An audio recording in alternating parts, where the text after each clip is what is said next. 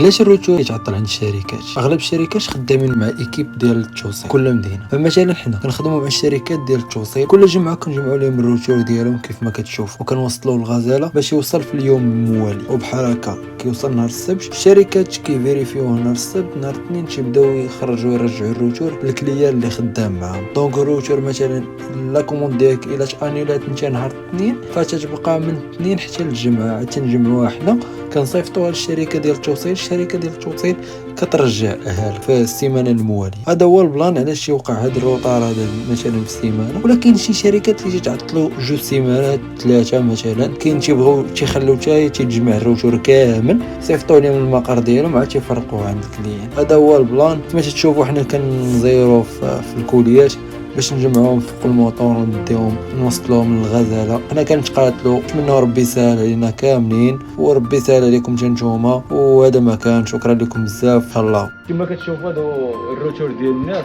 حنا حاولنا اننا نجمعوا اليوم، غادي نصيفطوا لهم وهكا تدوز الاجواء.